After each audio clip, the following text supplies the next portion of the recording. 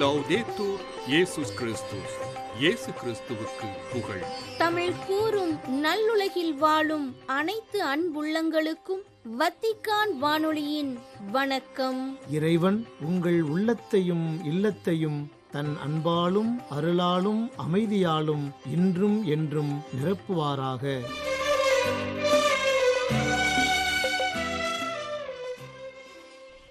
அன்பு உள்ளங்களே, வத்திக்கான் வானொலி இன்று உங்களுக்கு வழங்கவிருப்பவை தடம் தந்த தகைமை, விவிலிய தேடல் மற்றும் செய்திகள்.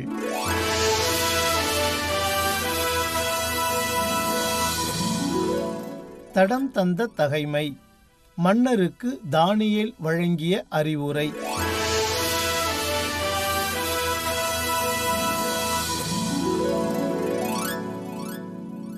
அந்நாள்களில் தானியேல் 2ஆம் கனவு குறித்து மேலும் அரசரிடம் விளக்கி கூறியது. அரசரே, காவலராகிய தூயவர் ஒருவர் வானத்திலிருந்து இறங்கி வந்ததை நீர் கண்டீரல்லவா?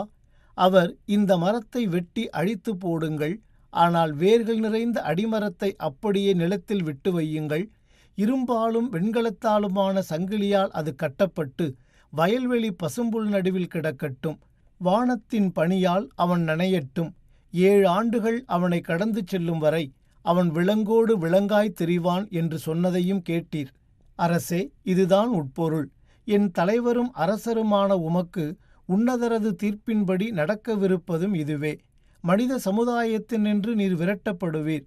காட்டு விலங்குகளோடு வாழ்ந்து மாடுபோல புல்லை மேய்ந்து வானத்தின் பனியில் நனைந்து கிடப்பீர். இவ்வாறு 7 ஆண்டுகள் உம்மை கடந்து செல்லும். மனிதர்களின் அரசை உன்னதமானவரே ஆள்கின்றார் என்றும் தாம் விரும்பியவர்களுக்கே அதனை தந்தருள்வார் என்றும் நீர் உணரும் வரை அந்நிலை நீடிக்கும். வேர்கள் நிறைந்த அடிமரத்தை விட்டு வைக்க வேண்டுமென்று கட்டளை பிறந்ததல்லவா? அதன்படி விண்ணக கடவுளே உலகை ஆள்கின்றார் என்பதை நீர் உணர்ந்தவுடன் அரசுரிமை மீண்டும் உனக்கு கிடைக்கும்.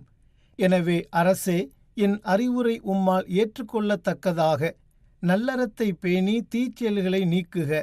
ஒடுக்கப்பட்டோருக்கு இரக்கம் காட்டி உம் பாவக்கரைகளை போக்கிக் கொள்க. ஒருவேளை உமது வளமை நீடிப்பதற்கு இது வழியாகலாம் என்றார். விவிலிய தேடல். திருப்பாடல் 31 பகுதி 3. துன்புறுவோர் கடவுளால் காக்கப்படட்டும். எனது நிழலாய் தொடரும் உறவாய் என்னை கண்டு கொண்டார். வாழ்வு முழுதும் விலகிடாமல் என்னிலே இணைந்தாய். உயிரின் உயிரேவா, எந்த நினைவாய் வா. உயிரின் உயிரேவா, எந்த நினைவாய் வா. நாளும் பொழுதும் என்னை தேடி, நாளும் பொழுதும் என்னை தேடி நீயும் உடனிருந்தாய். அன்பர்களே, கடந்த வார நமது விவிலிய தேடலில் துன்புறுவோர் மீட்படையட்டும் என்ற தலைப்பில் 31வது திருப்பாடலில் 5 முதல் 7 வரை உள்ள இறைவார்த்தைகள் குறித்து தியானித்தோம். இவ்வாரம் அதனைத் தொடர்ந்து வரும் 8 முதல் 10 வரை உள்ள இறைவார்த்தைகள் குறித்து தியானிப்போம். இப்போது இறை ஒளியில் அவ்வார்த்தைகளை வாசிக்க கேட்போம். ஆண்டவரே, என் எதிரியின் கையில் என்னை நீர் விட்டுவிடவில்லை. அகன்ற இடத்தில் காலூன்றி நிற்க வைத்தீர். ஆண்டவரே, எனக்கு இரங்கும், ஏனெனில் நான் இக்கட்டான நிலையில் உள்ளேன். துயரத்தால் என் கண்ணும் என் உயிரும் என் உடலும் தளர்ந்து போயின. என் வாழ்க்கை வருத்தத்திலேயே கடந்து செல்கின்றது. ஆம், என் வாழ்நாள் புலம்புவதிலேயே கழிகின்றது. துயரத்தால் என் வலிமை குறைந்து போகின்றது. என் எலும்புகள் தளர்ந்து போகின்றன. அன்பர்களே, இன்றைய உலகில் மனிதர் எண்ணிலடங்கா பிரச்சனைகளையும் துயரங்களையும் அனுபவித்து வருகின்றனர் என்பது கண்கூடு. குடும்ப உறவுகளில் தீராத பகைமை, மனமுறிவுகள், அமைதியின்மை, இயற்கை பேரழிவுகள், சாலை விபத்துகள், போர்கள், இன அழிப்பு, தீவிரவாத தாக்குதல்கள், கொடூர கொள்ளை நோய்கள், வறுமை, பட்டினி, குடிநீரின்மை என மனிதரின் பிரச்சனைகளும் துயரங்களும் நீண்டு கொண்டே செல்கின்றன. இதைத்தான் சோதனை மேல் சோதனை போதுமடா சாமி, வேதனைத்தான் வாழ்க்கை என்றால் தாங்காது பூமி என்று கவிஞர் கண்ணதாசன் எழுதினார். பல நேரங்களில் இவற்றையெல்லாம் தாங்க முடியாத நிலையில் நம்மை உருவாக்கிய கடவுளை கடிந்து கொள்வதன் வழியாக நமது கோபத்தையும் ஆற்றாமையையும் கொஞ்சம் தனித்து கொள்கின்றோம்.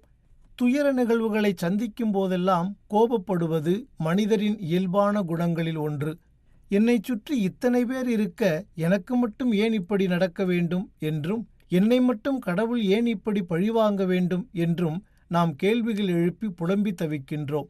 ஆனால் அதே வேளையில் பிரிவுகளும் துன்பங்களும் துயரங்களும் வேதனைகளும் சோதனைகளும் வருத்தங்களும் ஏமாற்றங்களும் நோய் நொடிகளும் இறப்புகளும் மனித வாழ்வில் பிரிக்க முடியாதவை என்பதை நாம் ஏற்றுக்கொள்ள முற்படும்போது வாழ்க்கையின் பொருளை புரிந்து கொள்கின்றோம். பெண்ணிடம் பிறந்த மனிதருக்கு வாழ்நாளோ குறைவு, வருத்தமோ மிகுதி என்று யோபு வாழ்வின் நியதியை எடுத்துரைக்கின்றார்.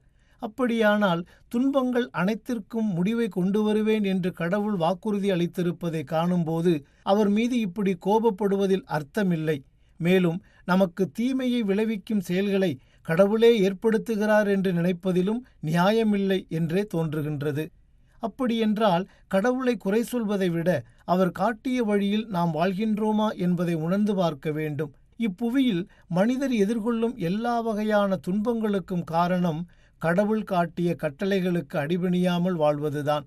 துன்பங்களை சந்திக்கும் போது அதற்கான காரணத்தை மறந்துவிடும் பார்வையற்றவர்களாய் வாழ்கின்றோம் என்பதை நாம் ஆன்ம பரிசோதனை செய்து பார்க்க வேண்டும்.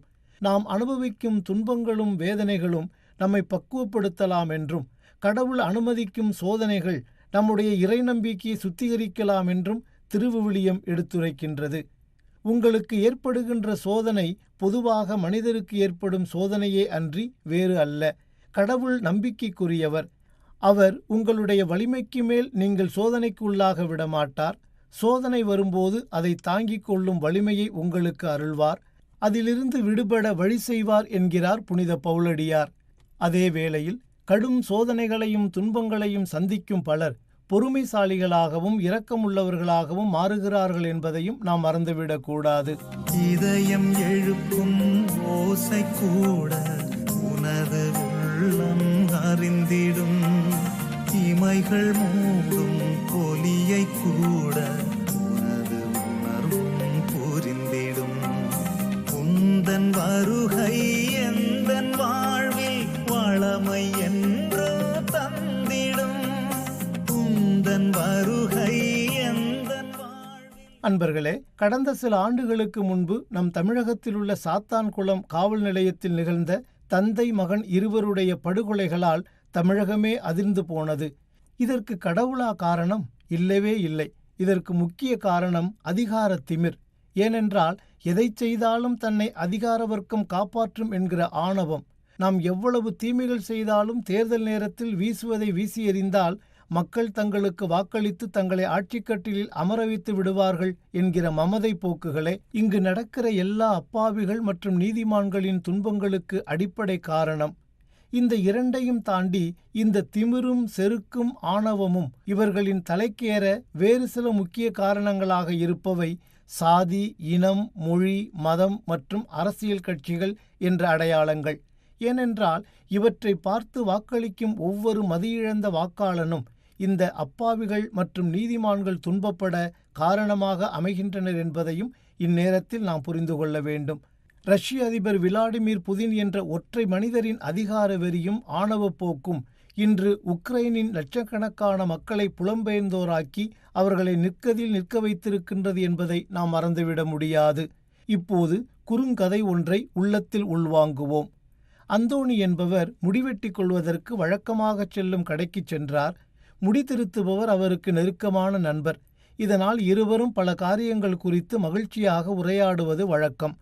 அன்றும் அப்படியே பல காரியங்கள் குறித்து உரையாடினர். இடையில் கடவுளை பற்றிய பேச்சு வந்தது. அப்போது முடிதிருத்துபவர், எனக்கு கடவுள் நம்பிக்கை இல்லை, கடவுள் இருக்கிறார் என்று கூட நான் நம்ப மாட்டேன் என்றார். ஏன் அப்படி சொல்கிறீர்கள் என்று கேட்டார் அந்தோணி. அதற்கு முடிதிருத்துபவர், தெருவில் போய் பாருங்கள், கடவுள் இருந்தால் நோயால் வாடுபவர்கள் இருப்பார்களா? கடவுள் இருந்தால் கைவிடப்பட்ட குழந்தைகள் தெருவில் அலையுமா? கடவுள் இருந்தால் துன்பமும் வலியும் போரும் பகையும் இருக்குமா?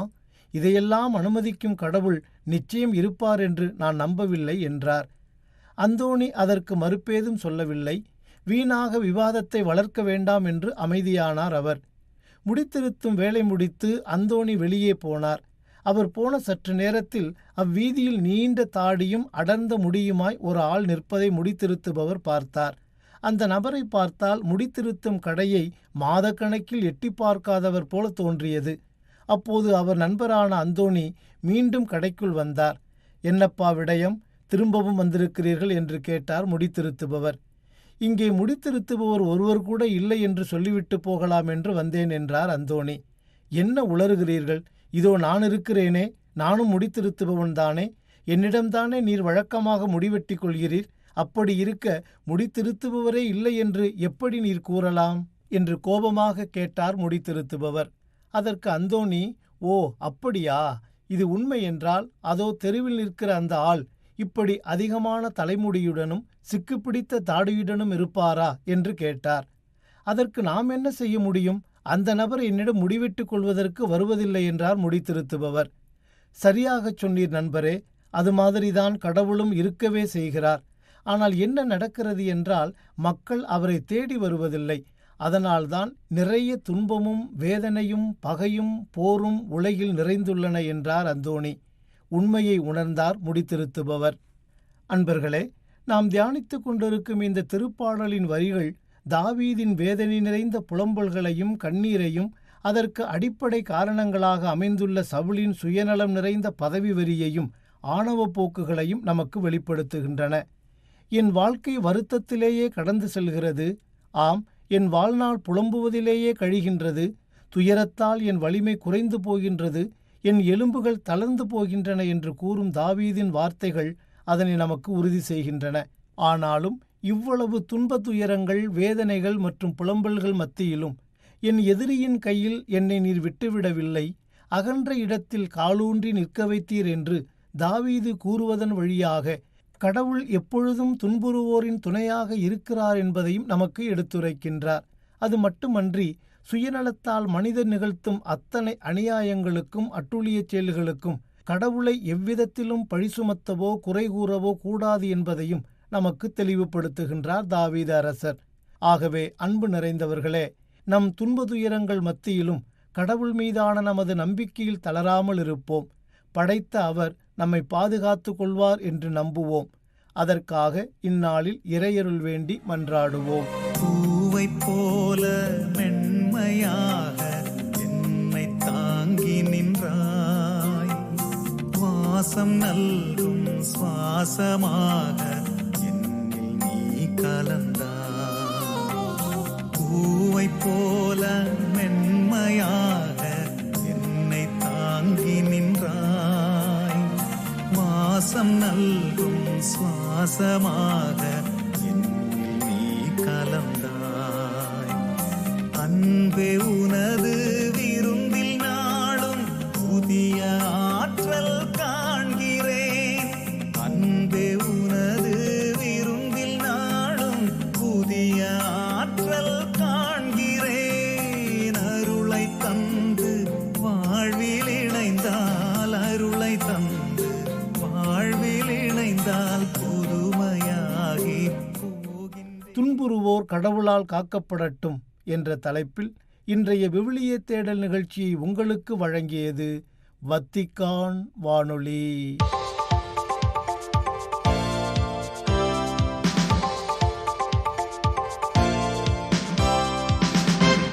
செய்திகள். முதியோரே, நீங்கள் அனைவரும் விசுவாச வாழ்விற்கு சான்று பகர்கின்றீர்கள் என்று கூறினார் திருத்தந்தை 14ஆம் லியோ. ஜூலை 21 இத்திங்களன்று காலை காஸ்தல் கந்தூல்ஃபோவில் உள்ள சாந்தா மார்த்தா இல்லத்திற்கு சென்று அங்குள்ள முதியோர்களை சந்தித்த போது அவர்களிடம் இவ்வாறு கூறினார் திருத்தந்தை 14ஆம் லியோ. திருத்தந்தையரின் கோடை விடுமுறை இல்லமான வில்லா பார்பெரேனிக்கு அருகில் அமைந்துள்ள இந்த முதியோர் இல்லத்திற்கு திருத்தந்தை சென்றபோது அங்குள்ள துறவற சபை அருள் சகோதரிகளால் அவர் அன்புடன் வரவேற்கப்பட்டார். அங்குள்ள சிற்றாலயத்தில் சிறிது நேரம் இறைவேண்டல் செய்த பிறகு 80 முதல் 101 வயதுடைய 20 முதியவர்கள் மற்றும் பராமரிப்பாளர்களை தனிப்பட்ட முறையில் வரவேற்று உரையாடி மகிழ்ந்தார் திருத்தந்தை. அவர்களின் இறைவேண்டல்களுக்கு நன்றி தெரிவித்துக் கொண்ட திருத்தந்தை அவர்களை நம்பிக்கையின் அடையாளங்கள் என்று அழைத்ததுடன் திரு அவையில் அவர்களின் தொடர்ச்சியான முக்கியத்துவத்தையும் உறுதிப்படுத்தினார். அப்பல்லோ 11 நிலவில் தரையிறங்கிய 56வது ஆண்டு விழாவில் சந்திரனில் நடந்த 2வது மனிதரான விண்வெளி வீரர் பஸ் ஆல்ட்ரினுடன் திருத்தந்தை 14ஆம் லியோ அவர்கள் உரையாடினார் என்று கூறியுள்ளது திருப்பீட செய்தி தொடர்பகம். இந்த உரையாடலின் போது திருப்பாடல் 8ஐ மேற்கோள் காட்டி படைப்பின் சாதனை மற்றும் மறைபொருள் குறித்து இருவரும் சிந்தித்ததாகவும் திருப்பீட செய்தி தொடர்பகம் தெரிவித்துள்ளது. அப்போது விண்வெளி வீரர் ஆல்ட்ரின் அவரது குடும்பத்தினர் மற்றும் ஒத்துழைப்பாளர்களுக்கு தனது அப்போஸ்தலிக்க ஆசிரை திருத்தந்தை வழங்கினார் என்றும் அதன் பின்னர் ஆல்ட்ரின் சமூக ஊடகங்களில் தனது நன்றியை பகிர்ந்து கொண்டார் என்றும் கூறியுள்ளது திருப்பீட செய்தி தொடர்பகம். அன்றைய நாளில் திருத்தந்தை லியோ அவர்கள் காஸ்தல் கந்தல்போவில் உள்ள வத்திக்கான் ஆய்வகத்தையும் பார்வையிட்டார் என்றும் முதலில் திட்டமிட்டபடி ஞாயிற்றுக்கிழமை வத்திக்கானுக்கு திரும்புவதற்கு பதிலாக செவ்வாய்க்கிழமை வரை அங்கு தங்குவதை அவர் நீட்டித்துள்ளார் என்றும் குறிப்பிட்டுள்ளது திருப்பீட செய்தி தொடர்பகம். புனித பூமியில் தொடரும் வன்முறைக்கு மத்தியில் ஜூலை 21 இத்திங்கட்கிழமை காலை திருத்தந்தை 14ஆம் லியோ அவர்கள் பாலஸ்தீன அரசு தலைவர் மஹ்மூத் அப்பாஸ் அவர்களுடன் தொலைபேசியில் உரையாடினார் என்று தெரிவித்துள்ளது திருப்பீட செய்தி தொடர்பகம். பாலஸ்தீன அரசு தலைவர் மஹ்மூத் அப்பாஸ் அவர்களிடமிருந்து திருத்தந்தை அழைப்பை பெற்றார் என்றும் இந்த உரையாடலின் போது காசா பகுதியில் இடம்பெற்று வரும் மோதலில் அண்மைய முன்னேற்றங்கள் மற்றும் மேற்கு கரையில் நிகழ்ந்து வரும் வன்முறை குறித்து விவாதித்தனர் என்றும் கூறியுள்ளது திருப்பீட செய்தி தொடர்பகம். மேலும் இந்த தொலைபேசி அழைப்பின் போது திருத்தந்தை அனைத்துலக மனிதாபிமான சட்டம் முழுமையாக மதிக்கப்பட வேண்டுமென்று வேண்டுகோள் விடுத்தார் என்றும் குறிப்பாக பொதுமக்கள் மற்றும் புனித தலங்களை பாதுகாப்பதற்கான கடமை மற்றும் மக்களை கட்டாயமாக இடமாற்றம் செய்வதை தடை செய்தல் குறித்தும் வலியுறுத்தினார் என்றும் உரைக்கிறது அதன் செய்தி அறிக்கை. ஜூலை 28 முதல் ஆகஸ்ட் 3 வரை நடைபெறவுள்ள இளையோருக்கான யூபிலி கொண்டாட்டத்தில் பங்கேற்க சியோல் உயர் மறைமாவட்டத்தில் ஜூலை 19 சனிக்கிழமையன்று 1078 கொரிய கத்தோலிக்க இளைஞர்களை வழியனுப்பும் நிகழ்வு ஒன்றை அம்மறைமாவட்டம் ஏற்பாடு செய்தது. தென்கொரிய தலைநகரில் உள்ள டோங்சங் உயர்நிலைப் பள்ளியின் மண்டபத்தில் நடைபெற்ற இந்நிகழ்வில் கொண்டாட்டங்கள் மற்றும் திருப்பலியும் இடம்பெற்றது என்றும் சியோல் உயர் மறைமாவட்டத்தின் துணை ஆயரும் 2027ஆம் ஆண்டு இடம்பெறவுள்ள அனைத்துலக கத்தோலிக்க இளையோர் தினத்தின் ஒருங்கிணைப்பாளருமான ஆயர் பால் கிம் சாங் லீ அவர்கள் தலைமையில் இந்நிகழ்வுகள் அனைத்தும் நிகழ்ந்தன என்றும் தெரிவிக்கப்பட்டுள்ளது.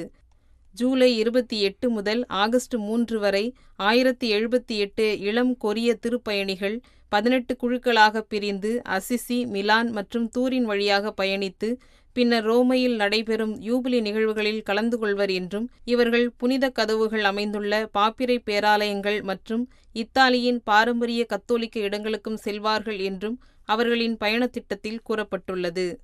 காசாவின் மக்களுக்கு எதிராக நடத்தப்பட்ட படுகொலைகள் தொடர்பாக பன்னாட்டு குற்றவியல் நீதிமன்றத்தில் இஸ்ரேலுக்கு எதிராக தென்னாப்பிரிக்கா அரசு தாக்கல் செய்த குற்றச்சாட்டுக்கு அந்நாட்டு ஆயர்கள் தங்கள் ஆதரவை மீண்டும் உறுதிப்படுத்தியுள்ளதாக கூறியுள்ளது ஃபீதை செய்தி நிறுவனம். கடந்த வாரம் காசாவில் உள்ள திருக்குடும்ப பங்குத்தள வளாகத்தின் மீது இஸ்ரேல் ராணுவம் குண்டுவீச்சு நடத்தியதில் 3 பேர் கொல்லப்பட்டனர் மற்றும் 9 பேர் காயமடைந்தனர் என்றும் இதன் விளைவாக தென்னாப்பிரிக்க ஆயர் பேரவை இந்த ஆதரவை வழங்கியுள்ளது என்றும் உரைக்கிறது அச்செய்தி நிறுவனம். கடந்த 2023ஆம் ஆண்டு அக்டோபர் 7ஆம் தேதியன்று ஹமாஸ் நடத்திய தாக்குதலுக்கு இஸ்ரேல் தற்போது நிகழ்த்தி வரும் பதில் தாக்குதல் இனப்படுகொலை மற்றும் இன அழிப்புக்கு சமம் என்று கர்தினால் ஸ்டீஃபன் பிரிஸ்வின் தலைமையிலான ஆயர்கள் கூறியுள்ளதையும் எடுத்துக்காட்டியுள்ளது அச்செய்தி நிறுவனம். மோதலுக்கு ஆயுதங்களை வழங்கும் நாடுகளை ஆயர்கள் விமர்சித்துள்ளதாகவும் மேலும் புறக்கணிப்புகள் மற்றும் போராட்டங்கள் உள்ளிட்ட உலகளாவிய வன்முறையற்ற நடவடிக்கைகளை மேற்கொள்ளவும் ஆயர்கள் கேட்டுக்கொண்டுள்ளதாகவும் அச்செய்தி நிறுவனம் கூறியுள்ளது. இத்துடன் வத்திக்கான் வானொலியின் தமிழ் ஒலிபரப்பு நிறைவு பெறுகின்றது. வணக்கம்.